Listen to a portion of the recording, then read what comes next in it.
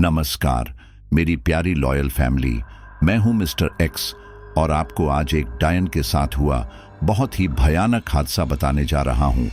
अक्सर वैसे तो हमारे पास इंसानों के साथ घटने वाली भूतिया घटनाएं आती हैं और वह हम आपको सुनाते भी हैं, लेकिन आज जिस घटना के बारे में आपसे चर्चा करने वाला हूं वह एक डायन के जीवन की बेहद ही भयानक घटना है।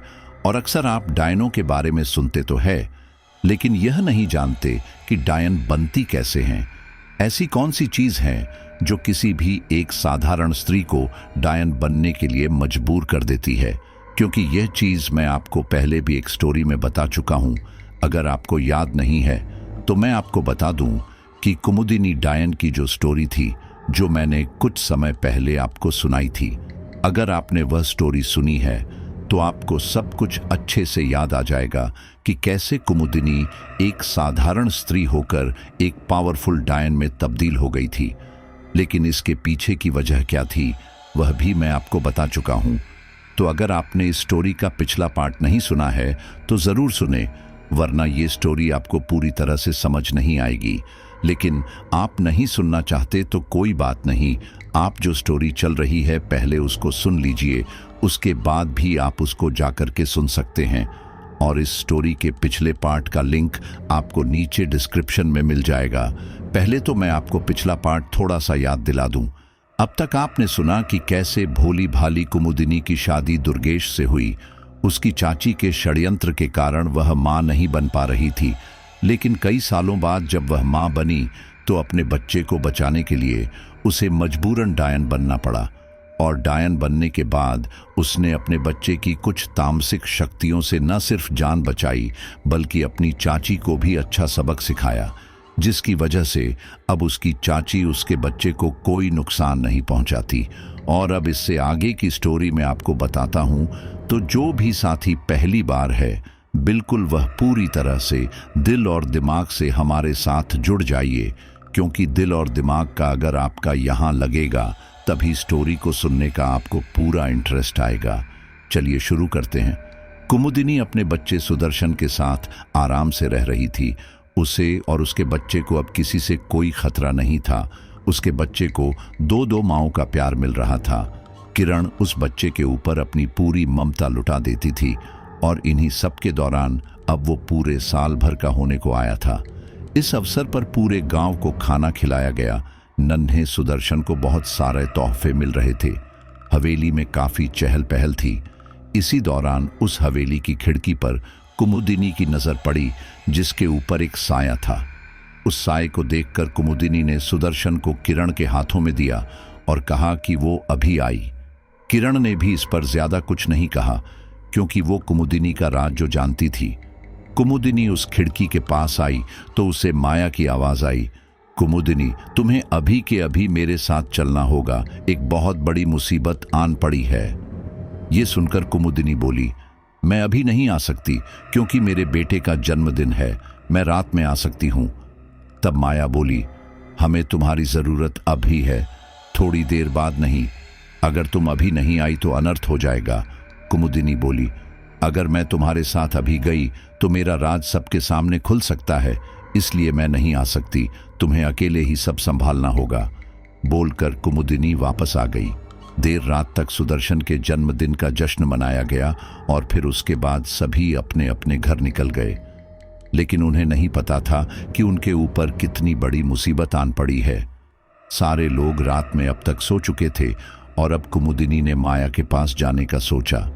वो वहां से निकलकर अपने अड्डे पर गई, लेकिन वहां उसने जो देखा था उसे देखकर उसकी आंखें फटी की फटी रह गई थीं। वो पूरी जगह उजड़ी हुई थी। उसे समझ नहीं आ रहा था कि आखिर यहां पर हुआ क्या था। फिर उसे माया की बात याद आई, जब माया ने कहा था कि बहुत बड़ी मुसीबत आन पड़ी है। लेकिन उसे यह समझ नहीं आ रहा था कि आखिर ऐसी कौन सी मुसीबत हो सकती है जिसकी वजह से डायनों का ये पूरा कबीला उजड़ गया। कुमुदिनी आगे बढ़ते हुए उस जगह पर अपने किसी साथी की तलाश करने लगी, जिससे उसे पता चल सके कि वहां आखिर हुआ क्या था। लेकिन उसे वहां कोई भी नहीं मिला। कुछ आगे बढ़ने के बाद उसे एक अनजान लड़की काले कपड़ों में दिखाई दी। उसमें से बहुत भयानक तामसिक ऊर्जा के संकेत मिल रहे थे, जिससे ये साफ जाहिर था कि वो कोई आम शक्ति नहीं है और ये कुमुदिनी को भी नुकसान पहुंचा सकती है। यही सोचकर कुमुदिनी ने मंत्रोच्चारण किया और वहां से गायब हो गई।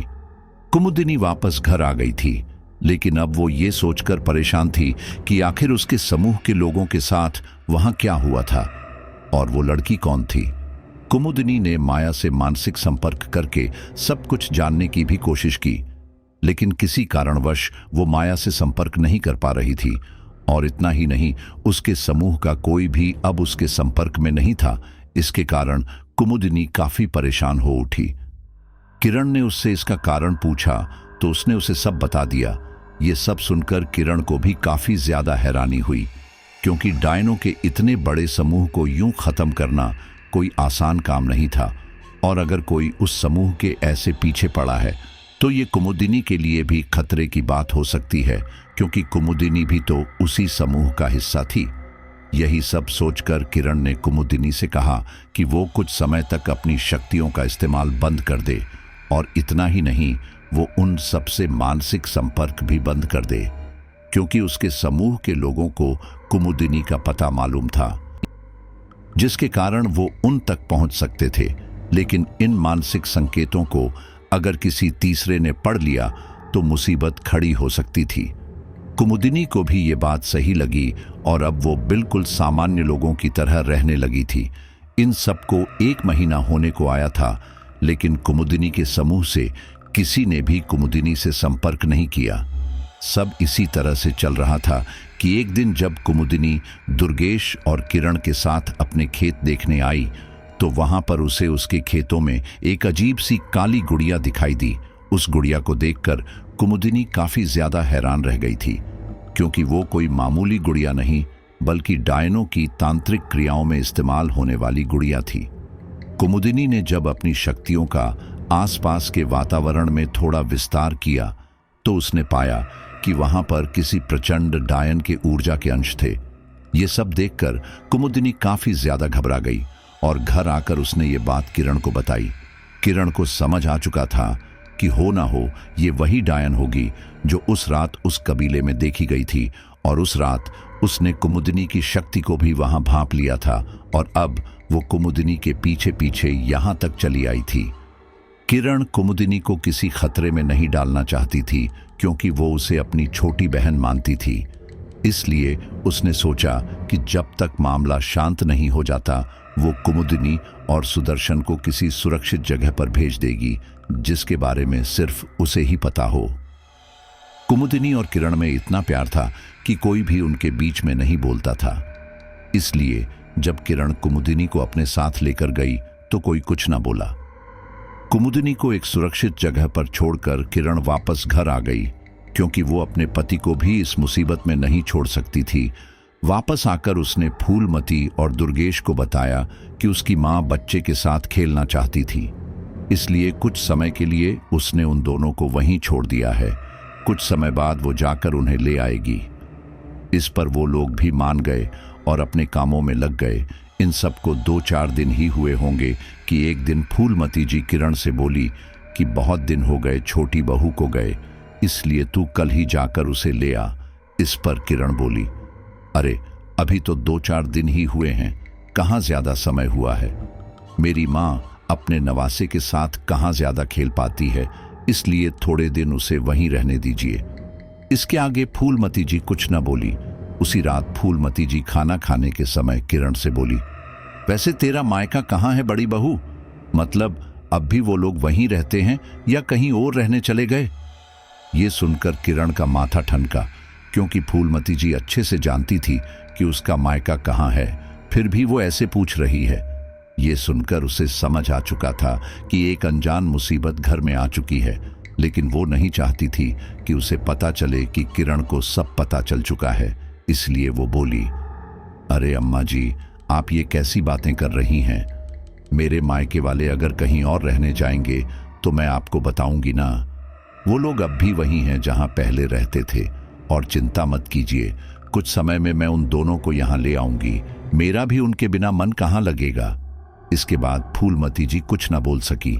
लेकिन उनके चेहरे से साफ पता चल रहा था कि उनके मन में काफी कुछ चल रहा है। उसी रात किरण जब अपने कमरे में सो रही थी तो उसे कुछ अजीब सी आवाज आई। उस समय दुर्गेश किसी काम से बाहर गए हुए थे और अभी फूलमती और किरण ही उस घर में अकेले थे और वह आवाज फूलमती के कमरे में से आ रही थी।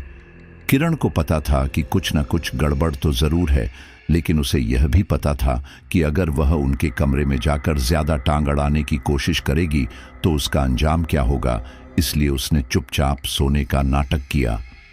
कुछ देर बाद एक अजीब सा साया किरण के कमरे में आया। उस समय किरण सोने का नाटक कर रही थी। वह साया किरण के पास आकर बैठ गया और फिर वहां पर कुछ अजीब से मंत्र बड़बड़ाने की आवाज आने लगी। इस दौरान किरण चुपचाप वहां पर लेटी हुई थी। फिर अचानक उस साये ने अपना एक हाथ किरण के सिर पर रखा। कुछ देर तक हाथ ऐसे रखने के बाद वह दोबारा से मंत्र बड़बड़ाने लगी। किरण ने महसूस किया कि वह हाथ बर्फ की तरह ठंडा था और उसका स्पर्श माथे पर पड़ते ही उसे काफी ज्यादा अजीब लग रहा था। उसका शरीर भारी होने लगा था, जिसके कारण वह विचलित हो रही थी, लेकिन फिर भी उसने अपने आप पर काबू रखा। कुछ देर बाद उस साये ने अपना हाथ किरण के सर पर से हटाया और वहां से चला गया, लेकिन किरण ने अभी भी अपनी आंखें नहीं खोली थीं, क्योंकि उसे डर था कि कहीं वह साया यही ना हो। जैसे तैसे किरण ने वह रात काटी और फिर सुबह उठते ही जब घर के सारे नौकर जाकर वहां आ गए तो वह सबके पास जाकर बैठ गई। लेकिन इस दौरान उसे फूलमती जी कहीं नजर नहीं आ रही थी। उसने अपने एक नौकर को कमरे में जाकर उन्हें बुलाने के लिए भी कहा, लेकिन वह वहां नहीं थी। किरण को पता चल चुका था कि अब क्या होने वाला है, लेकिन वह फिर भी शांत बनी रही। शाम को दुर्गेश भी वापस आ गया था, लेकिन अपनी मां को न पाकर वह काफी परेशान हो गया। उसने अपने नौकरों से पूरे गांव में ढूंढने के लिए कहा, लेकिन किरण वह पहले ही कर चुकी थी और अब पता नहीं फूलमती जी कहाँ थी। दोनों पति पत्नी इस बात से परेशान थे और उन्हें ढूंढने की कोशिश कर रहे थे, लेकिन वह उन्हें कहीं नहीं मिली। इन सब के 2 दिन बाद अचानक से फूलमती जी घर आ गई। इस दौरान उनके चेहरे पर गुस्से के भाव साफ देखे जा सकते थे। उनके आते ही दुर्गेश ने उससे पूछा कि आखिर वह कहाँ चली गई थी। तब फूलमती जी गुस्से में बोली, अब तुम लोग मेरे आने जाने पर भी टोक लगाओगे? मैं कहीं भी जाऊं, इससे तुम लोगों को क्या मतलब? यह सुनकर दुर्गेश हैरानी से बोला, अरे मां, ये तुम कैसी बात कर रही थी? मैं तुम्हारा बेटा हूं। पता है मैं कितना ज्यादा परेशान हो गया था। अगर तुम्हें जाना था तो तुम हमें बताकर जा सकती थी, तो हम ऐसे परेशान तो नहीं होते। तभी किरण भी बोली, हां, आपको हमें बता देना चाहिए था, तो कम से कम हम परेशान ना होते। और आप अभी बहुत अजीब तरह से बर्ताव कर रही हैं। ऐसा लग रहा है कि आप हमारी अम्मा के भेष में कोई और है। अब दुर्गेश ने भी यही बात बोली। यह सुनकर फूलमती जी के चेहरे पर हवाइयां उड़ने लगी। उनके चेहरे पर जहां पहले गुस्से के भाव थे, अब वह बिल्कुल शांत दिखाई दे रही थी और वो बोली, अरे बच्चों, तुम लोग चिंता मत करो, मैं एकदम ठीक हूं। मैं बस अपनी एक सहेली के वहां गई थी। अब मैंने सोचा कि वही पास में ही है तो क्या ही बताना, लेकिन उसने मुझे रोक लिया। लेकिन अब से मैं बताकर जाऊंगी। इसके बाद उनमें से कोई कुछ न बोला और अपने अपने कामों में लगने लगे। लेकिन तभी फूलमती जी दोबारा से किरण से बोली, बड़ी बहू, अब तुम छोटी को बुला ही लाओ। मेरा मन मेरे पोते के बिना नहीं लग रहा। यह सुनकर अब इससे पहले कि किरण कुछ बोलती दुर्गेश बोल पड़ा, अरे माँ, थोड़े दिन रहने दो ना सासू माँ के पास भी उसे, वैसे भी कहाँ रह पाती है। और अब अगर वह वापस आई तो 3-4 साल से पहले तो नहीं जा पाएगी। और किरण की माँ बच्चे को देखने के लिए भी तरस जाती है, इसलिए 1 आध महीना रहने ही दो। दुर्गेश के बोलने के कारण फूलमती जी कुछ न कह पाई, लेकिन उन्हें मन ही मन काफी ज्यादा गुस्सा आ रहा था, जो उनके चेहरे से साफ जाहिर हो रहा था, और वह बिना कुछ कहे अपने कमरे में चली गई। उसी दिन जब कुमुदिनी की मां शाम के समय घर पर खाना बना रही थी, तब विमला वहां आकर बोली, दीदी, सुना है कि आपकी बेटी को उसकी सौतन ने अपनी मां के घर भेज दिया है। तब नीरा बोली, हाँ, उनका भी मन कर रहा था बच्चे के साथ खेलने का, इसीलिए उन्होंने उसे बुला लिया और अब 1 आध महीना वहीं रुकेगी।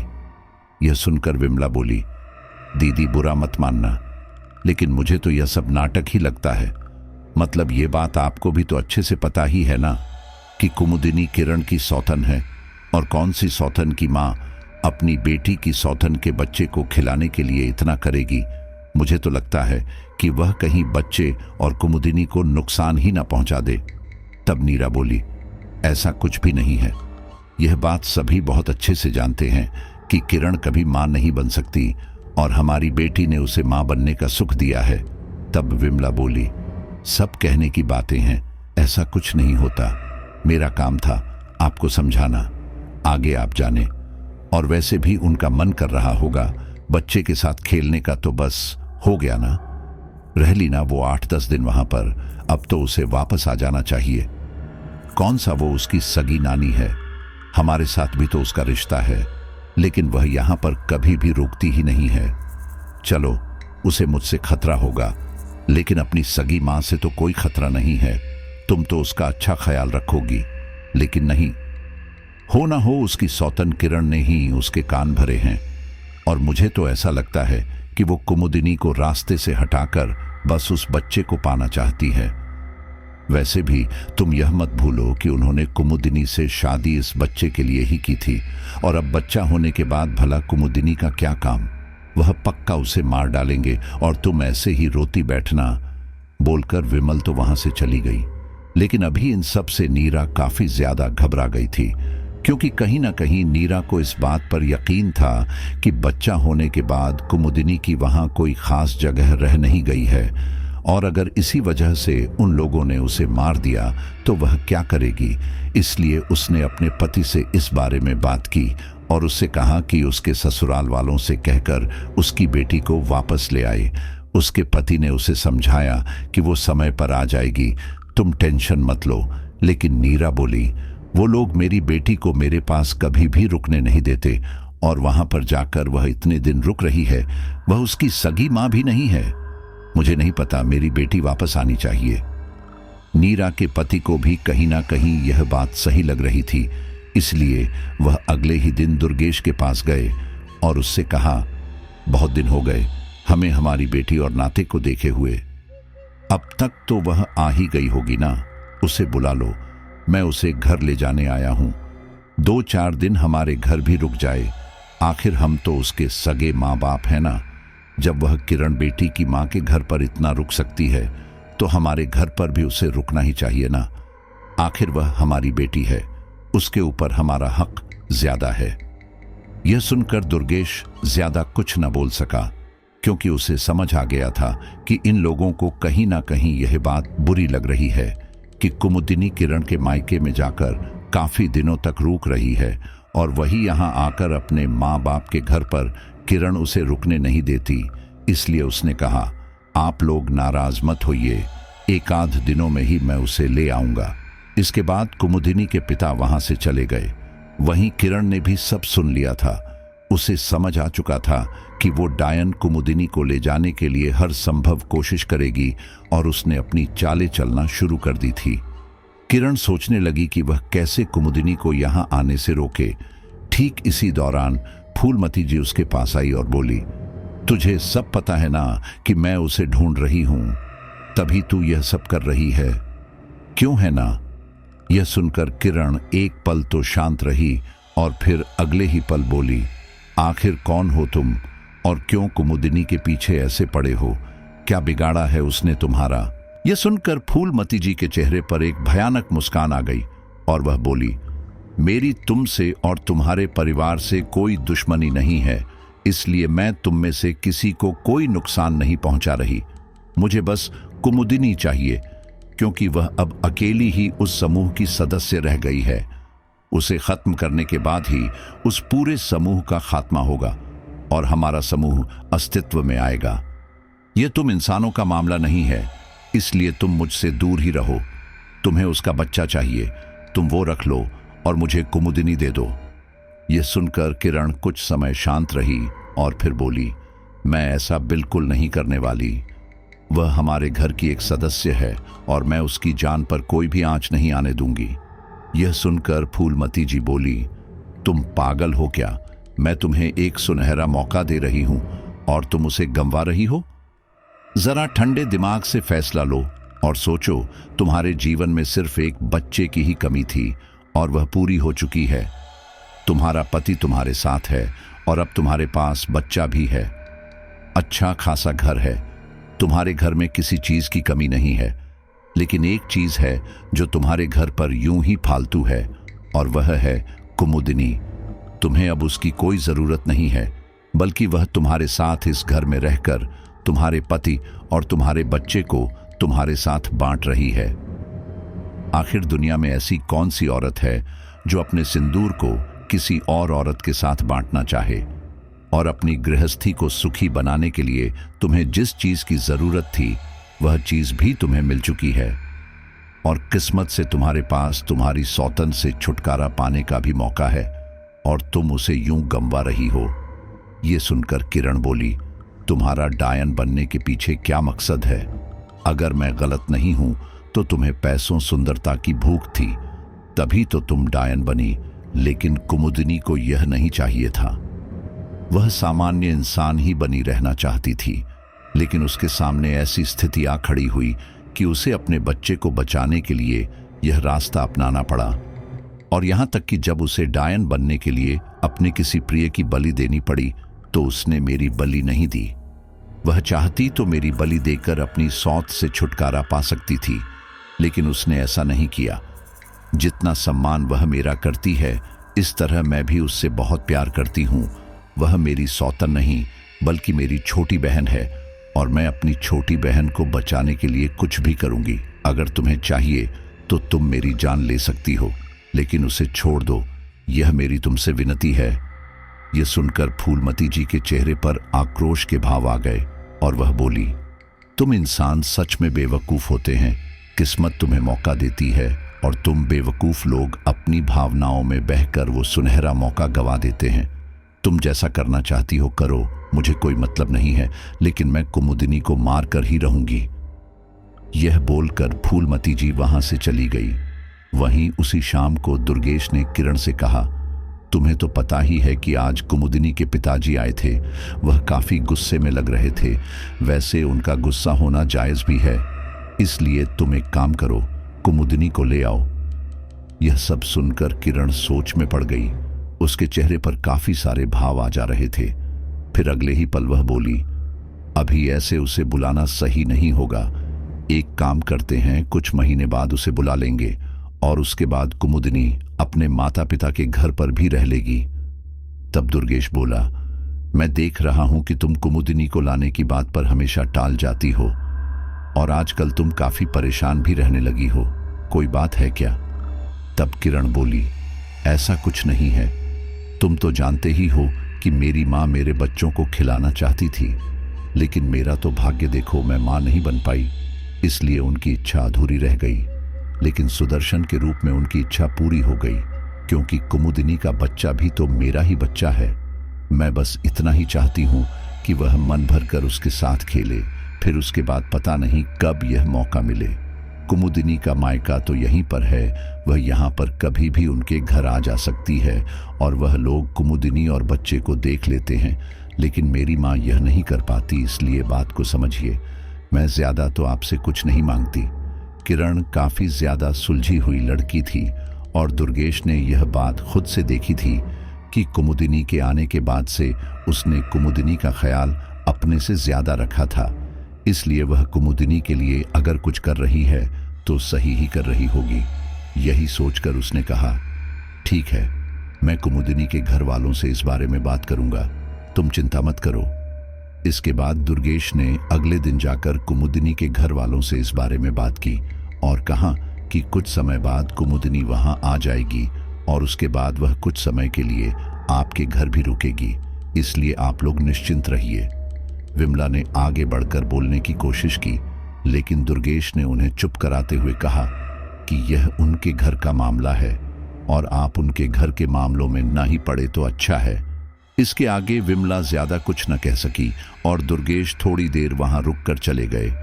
उनके जाने के बाद विमला ने दोबारा से नीरा के कान भरने की कोशिश की, जो कि नेत्रपाल ने देख लिया और वह बोला, जितना तुम कुमुदिनी के बारे में सोच रही हो अगर उतना ही तुम हमारी बेटी के बारे में सोच लेती तो आज उसका घर बस गया।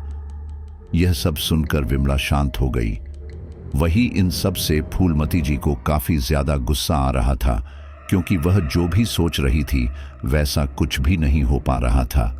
ठीक उसी रात किरण जब सो रही थी तो अचानक से उसे फूलमती जी की आवाज आई, अभी के अभी तुम उठो और मुझे बताओ कि कुमुदिनी कहाँ पर है। वह आवाज सुनकर किरण उठ बैठी, लेकिन यहाँ हैरानी की बात यह थी कि दुर्गेश अभी भी सो रहा था। किरण ने जब सामने देखा तो पाया कि फूलमती जी खड़ी थी। अंधेरे की वजह से उनका चेहरा तो नहीं दिख रहा था, लेकिन उनकी सफेद आंखें अंधेरे में भी भयानक ढंग से चमक रही थी, जिसे देखकर किरण काफी ज्यादा घबरा गई और उसने दुर्गेश को उठाने की कोशिश की, लेकिन न जाने क्यों दुर्गेश उठ ही नहीं रहा था। इन सब से किरण काफी ज्यादा घबरा गई और इसके अगले ही पल फूलमती जी के हाथ से ऊर्जा का एक सफेद गोला निकला, जो कि उस पूरे अंधेरे कमरे को रोशन कर रहा था। उस रोशनी में किरण ने जब फूलमती जी के चेहरे पर देखा तो वह काफी ज्यादा घबरा गई, क्योंकि न सिर्फ फूलमती जी की आंखें भयानक ढंग से चमक रही थी, बल्कि उनके चेहरे पर भी एकदम सपाट भाव थे। किरण घबराते हुए उन्हें देख रही थी और इससे पहले कि वह कुछ बोलती, अचानक से उसके पैर कोई अदृश्य ताकत खींचने लगी और वह उसे घसीटते हुए उस कमरे से बाहर की ओर ले जाने लगी। इन सब से किरण काफी ज्यादा घबरा गई और चीखने लगी, लेकिन उसकी मदद करने के लिए वहां कोई भी नहीं था। यहां तक कि दुर्गेश भी पता नहीं कैसे सोया था कि उठ ही नहीं रहा था। वह अदृश्य शक्ति किरण को घसीटते हुए बाहर तक ले आई थी और कुछ ही देर में किरण उस हवेली के बगीचे में आ गई थी। उस अंधेरे में वो घबराते हुए यहां वहां देख रही थी। ठीक इसी दौरान फूलमती जी हवा में उड़ते हुए वहां पर आ गई। उनके बाल खुले हुए थे, जो कि हवा में भयानक ढंग से लहरा रहे थे, और अब तो उनके शरीर में से अजीब सा काला धुआं भी निकलने लगा था। वह एकदम से किरण के पास आई और बोली, मेरी तुमसे कोई जाति दुश्मनी नहीं है, मुझे कुमुदिनी दे दो और मैं तुम्हें छोड़ दूंगी। लेकिन किरण कुछ ना बोली, उसकी खामोशी में ही ना छुपी थी। यह देखकर फूलमती जी के चेहरे के भाव बदले और उसके चेहरे पर गुस्से के भाव आ गए थे, और उसने किरण को एक जोरदार थप्पड़ मारा, जिससे किरण एक ओर जा गिरी।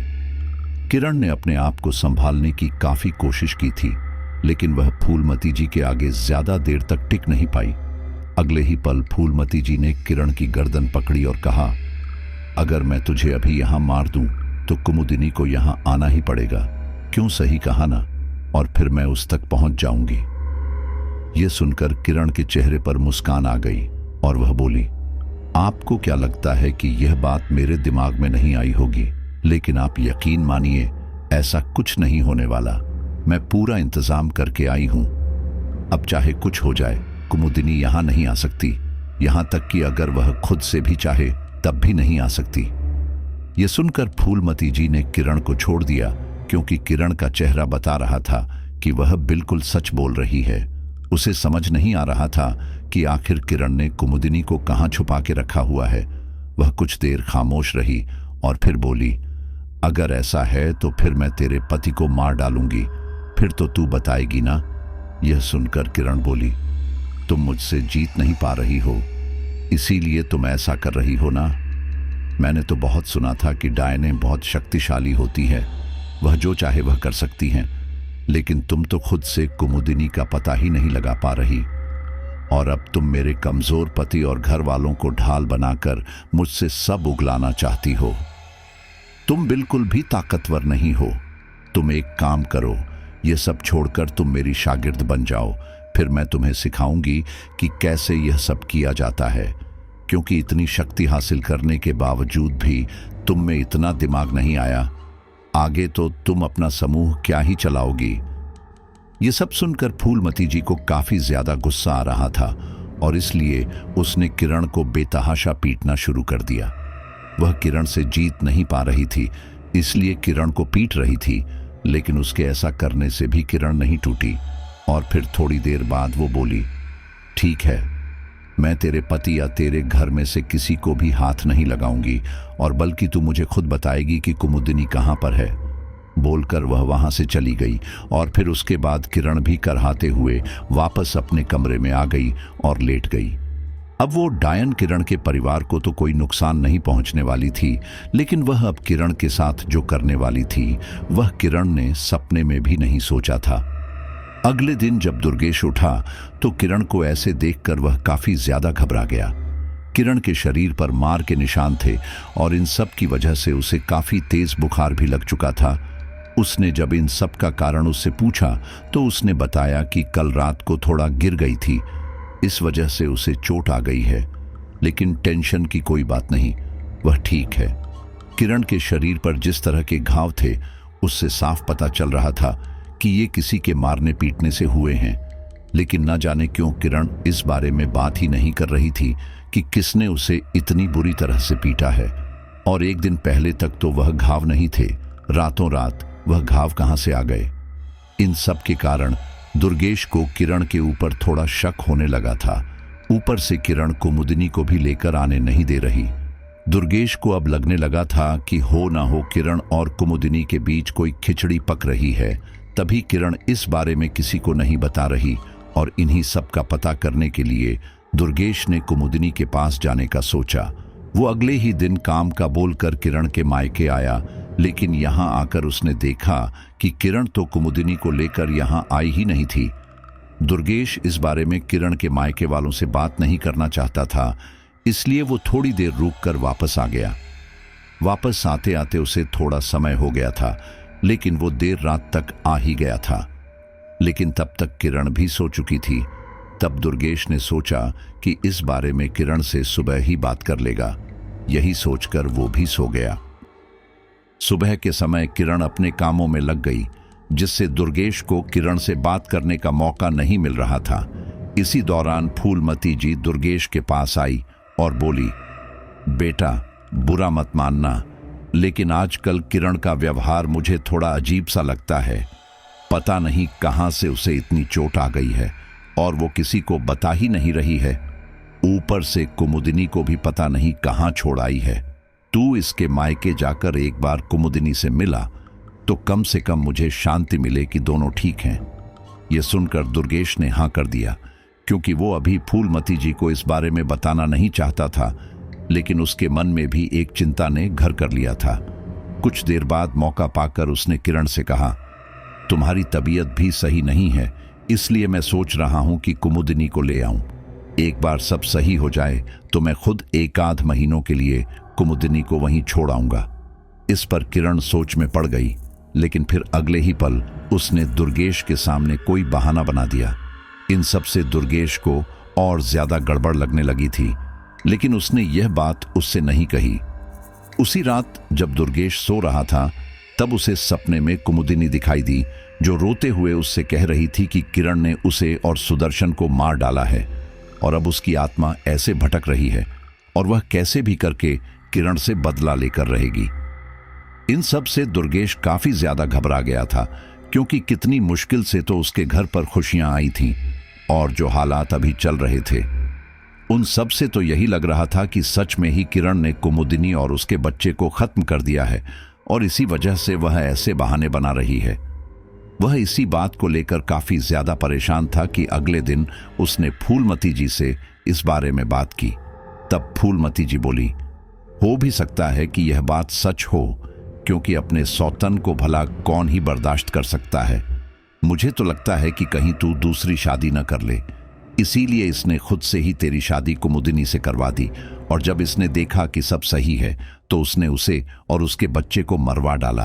अगर अभी इसका कुछ नहीं किया तो फिर जब तू दोबारा से दूसरी शादी करेगा तो यह उसको भी नहीं छोड़ेगी।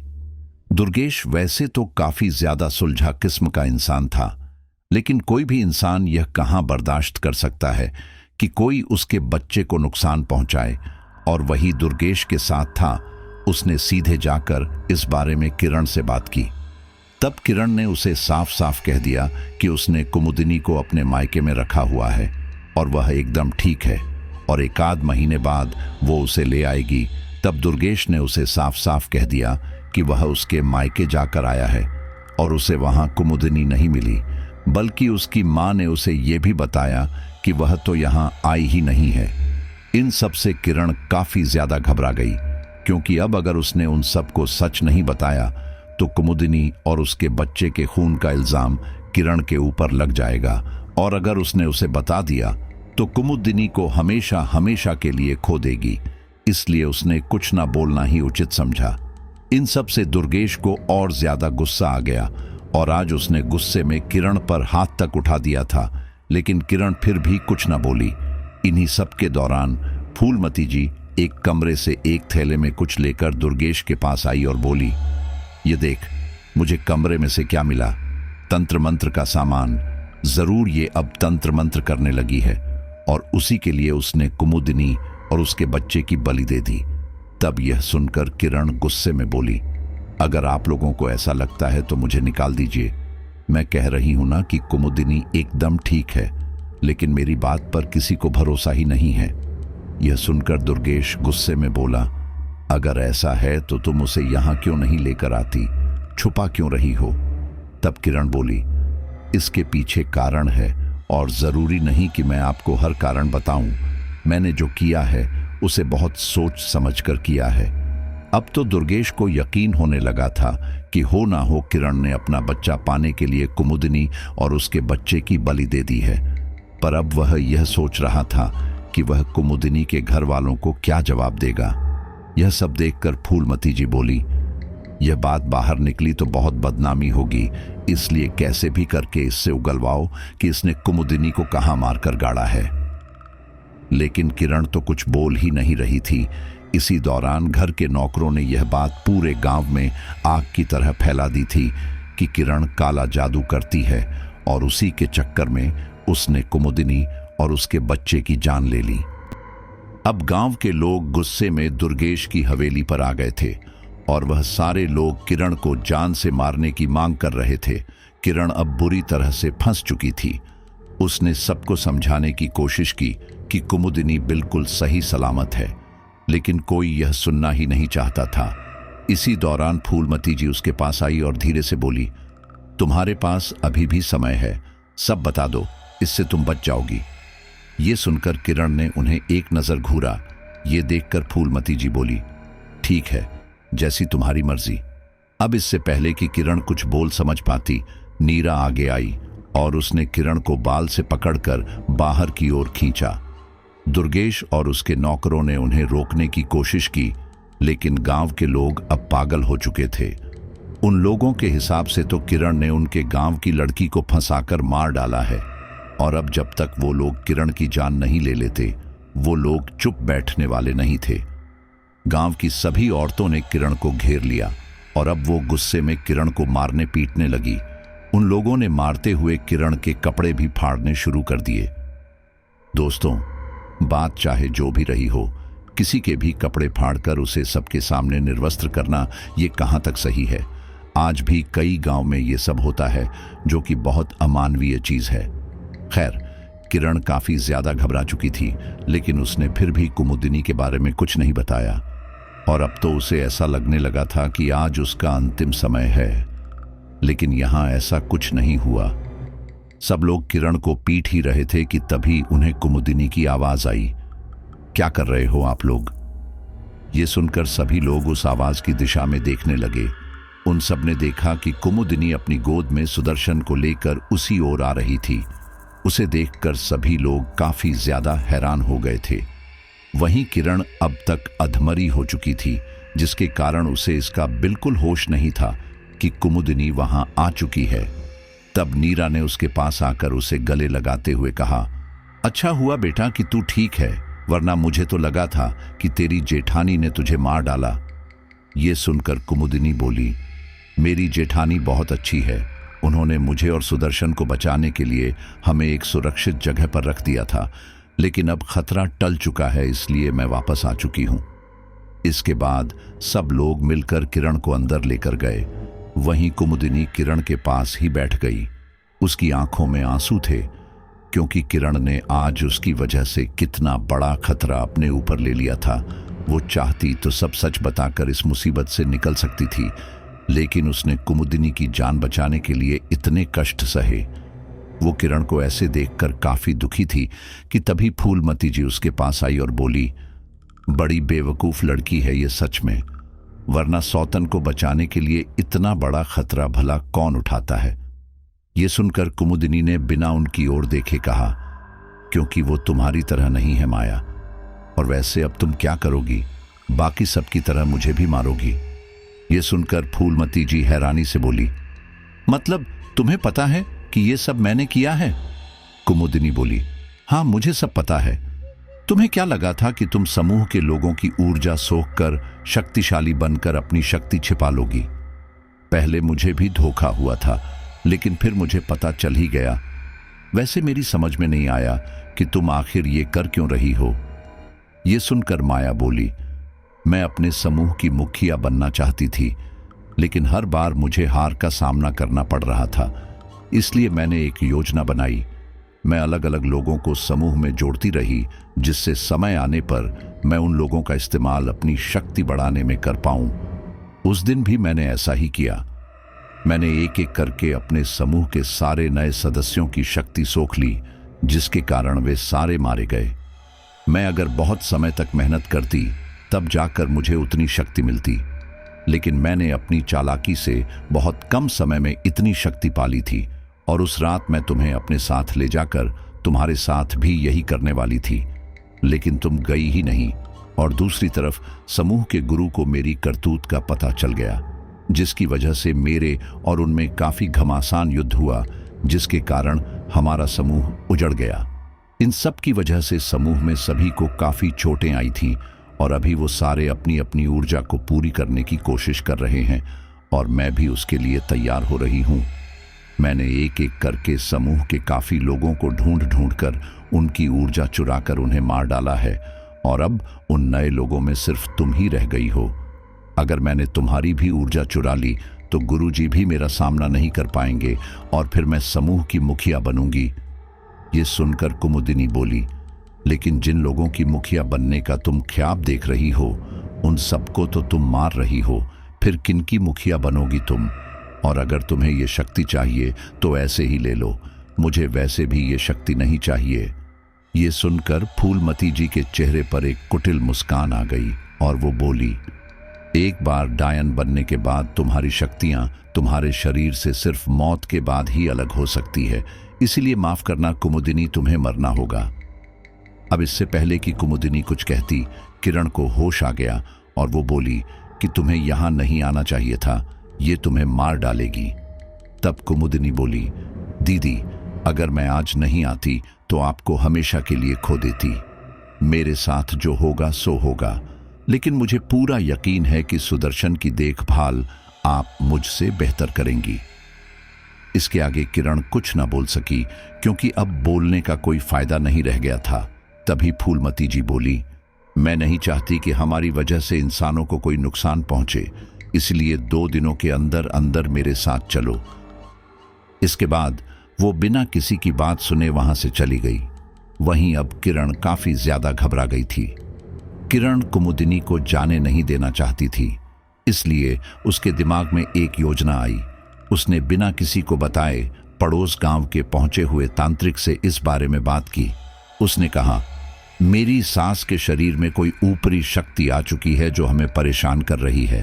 आप कैसे भी करके मेरी सास और हमारे परिवार को इन सब से मुक्ति दिलवा दीजिए। ये सुनकर वो तांत्रिक इसके लिए मान गया। किरण ने उसे कुछ पैसे दिए और फिर उसे अपने साथ घर आने को कहा। किरण उस तांत्रिक को लेकर घर आ गई। इस दौरान फूलमती जी के भेष में मौजूद माया को इसका पता नहीं था, और जब किरण उस तांत्रिक को लेकर घर आई तो वो थोड़ी घबरा गई, क्योंकि वो फिलहाल के लिए ये बात किसी के सामने जाहिर नहीं होने देना चाहती थी। फूलमती जी को देखते ही वो तांत्रिक समझ गया कि यही वो औरत है, इसलिए उसने उसे देखते ही अजीब से मंत्रों को उच्चारण करना शुरू कर दिया। इन सब से माया थोड़ी विचलित हो गई थी, लेकिन फिलहाल जितनी शक्तिशाली वो थी, वो तांत्रिक उसका मुकाबला नहीं कर सकता था। वहीं इसी दौरान मौके का फायदा उठाकर किरण कुमुदिनी को लेकर कमरे में आ गई और उसे कमरे में बंद करते हुए कहा कि वो तांत्रिक तुम्हारी भी ऊर्जा भांप लेगा, इसलिए तुम यहीं रहो। जब तक मैं ना बोलूं यहाँ से बाहर मत निकलना। कुमुदिनी इसके लिए मान गई और फिर किरण वापस बाहर आ गई। अब तक दुर्गेश भी वहां आ चुका था और उसने किरण से पूछा कि ये सब यहाँ क्या हो रहा है। तब किरण बोली, कुछ दिनों से मुझे अम्मा जी का व्यवहार थोड़ा अजीब लगा, इसलिए मैं इस तांत्रिक को यहाँ बुला लाई और मेरा शक सही निकला। देखो अम्मा जी को उन मंत्रों से कितनी क्षति पहुंच रही है। इनके अंदर जो शक्ति है वो सुदर्शन और कुमुदिनी को नुकसान पहुंचा सकती थी, इसलिए मैंने उन्हें कमरे के अंदर बंद रहने को कहा है। इसके आगे दुर्गेश कुछ न बोला क्योंकि वो सब कुछ अपनी आंखों से देख रहा था। वहीं थोड़ी देर बाद माया के सब्र का बांध टूट गया और वो अपने असली रूप में आ गई। उसे देखकर दुर्गेश हैरानी से बोला, ये कौन है और मेरी मां कहां है? तब किरण बोली, इसने ही हमारी अम्मा जी को कहीं छिपा कर रखा है, इससे उगलवाओ सब। ये सुनकर माया को काफी गुस्सा आया और वो धुएं में बदलकर तेजी से किरण के पास आ खड़ी हुई। उसने गुस्से से किरण को घूरा और कहा, ये सब तेरी वजह से हो रहा है, वरना अब तक मैं अपने मकसद में कामयाब हो गई होती। बोलकर उसने किरण की गर्दन पकड़ ली और इससे पहले कि वो उसकी गर्दन मरोड़ती, उस तांत्रिक ने एक सफेद पाउडर माया के ऊपर डाल दिया। वह पाउडर माया के शरीर पर जहां पर भी पड़ा वहां पर उसकी त्वचा जल गई, जिसकी वजह से माया ने दर्द से करहाते हुए किरण को छोड़ दिया और वहां से भाग खड़ी हुई। इन सब के बाद वह तांत्रिक बोला, वह कोई आम शक्ति नहीं बल्कि बहुत ही शक्तिशाली डायन थी। अभी के लिए तो मैंने उसे निकाल दिया है, लेकिन वह तुम्हारे घर में दोबारा आ सकती है। इसलिए मैं एक काम करता हूं, तुम्हारे घर को बांध देता हूं। इससे कोई भी नकारात्मक शक्ति तुम्हारे घर के अंदर नहीं आ पाएगी। इसके लिए किरण और दुर्गेश दोनों मान गए और फिर उस तांत्रिक ने उस घर को अपने तंत्र मंत्र के जरिए बांध दिया। अब चूंकि कुमुदिनी उस समय घर के अंदर ही थी, इसलिए उसके ऊपर इन सब का असर तो नहीं हुआ, लेकिन अब वो इस घर के बाहर भी नहीं जा सकती थी, क्योंकि अगर वह बाहर जाती तो वह वापस नहीं आ पाती। कुमुदिनी की सुरक्षा सुनिश्चित करने के बाद किरण ने अब राहत की सांस ली, लेकिन उसे यह नहीं पता था कि माया कितनी भयानक हो सकती है। इन सब के बाद माया को काफी क्षति पहुंची थी और वह कुमुदिनी के घर के अंदर भी नहीं जा पा रही थी। इस वजह से वह काफी ज्यादा गुस्से में थी और उसने एक भयानक कदम उठाने का सोचा। उसने कुमुदिनी से मानसिक संपर्क किया और कहा, मैंने इतने दिनों से जो सोचा था, अब वह मैं तुम्हारी वजह से मिट्टी में नहीं मिलने दे सकती। इसलिए अब चाहे मुझे कुछ भी करना पड़े, लेकिन मैं जीत कर ही रहूंगी। इसके लिए मैं किसी की जान लेने से भी नहीं चूकूंगी और इसकी शुरुआत करूंगी मैं तुम्हारे मायके वालों से। अब अगर तुम्हें मुझे रोकना है तो तुम्हें आज की रात उस उजाड़ कबीले में मेरे पास आना ही पड़ेगा। इन सब से कुमुदिनी काफी ज्यादा घबरा गई, लेकिन यह बात उसने किरण को नहीं बताई, क्योंकि उसे पता था कि किरण उसे बचाने के लिए कुछ भी करेगी और वह अपनी वजह से किसी की जान नहीं लेना चाहती थी। इसलिए उसने फैसला किया कि वह माया से मिलने जाएगी। उसी रात जब वह पूरा परिवार सो रहा था, तब कुमुदिनी उठी। उसने एक नजर अपने बच्चों की ओर देखा और उसके माथे पर चूमकर कभी ना आने के लिए वह घर से बाहर निकल गई। कुमुदिनी वहां से निकलकर सीधा डायनों के उस उजाड़ अड्डे पर गई।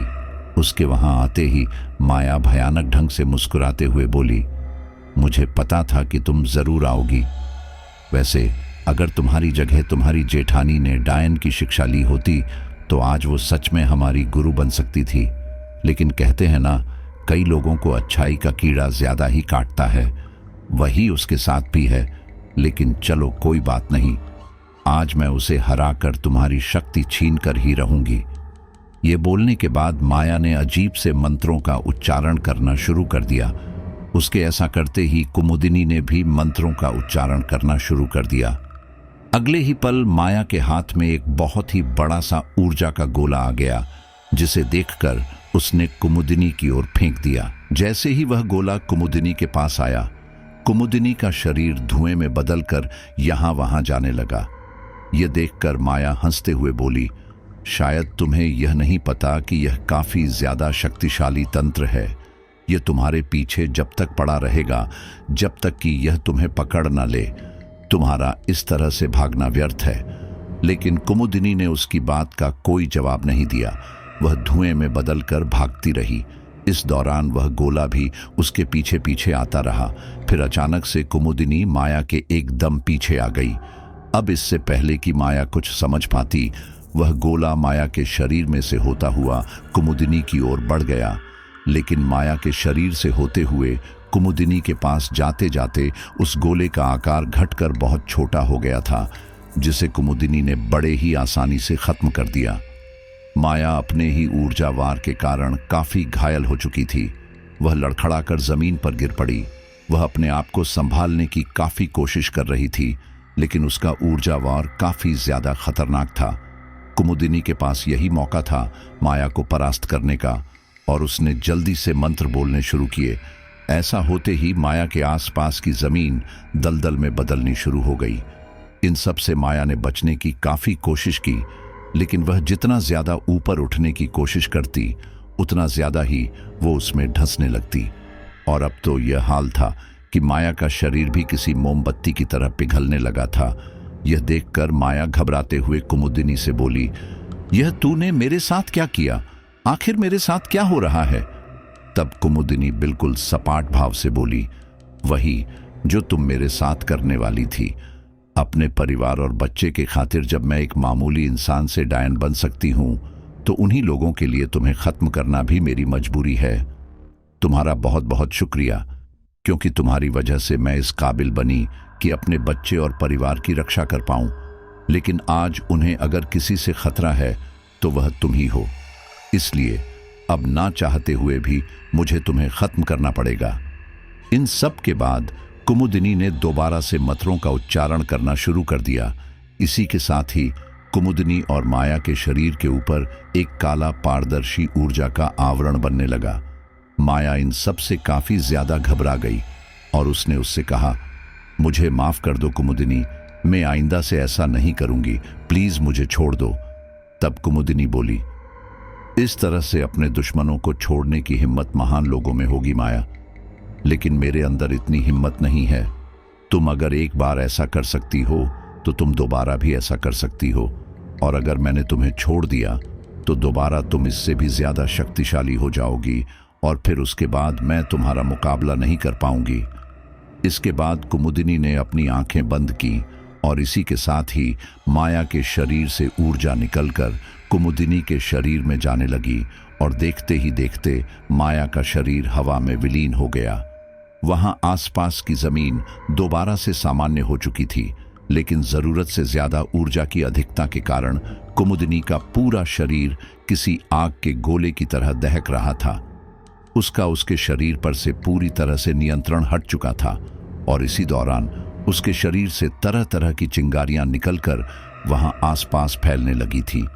इन्हीं सब के दौरान समूह के गुरु वहां आए और बोले, मुझे पता था कुमुदिनी कि तुम काफी ज्यादा लायक हो हमारे समूह के लिए, लेकिन फिलहाल तुम्हारा शरीर इतना सक्षम नहीं है कि इतनी ज्यादा ऊर्जा अपने अंदर रख पाए, और ना ही हम में से कोई इस ऊर्जा को लेने लायक है। इसलिए ऊर्जा के इस अंश को तुम्हें अपने से निकालकर कहीं अलग रखना होगा, और जब तुम इस लायक हो जाओ कि तुम इसे ग्रहण कर लो तो तुम ऐसा कर सकती हो।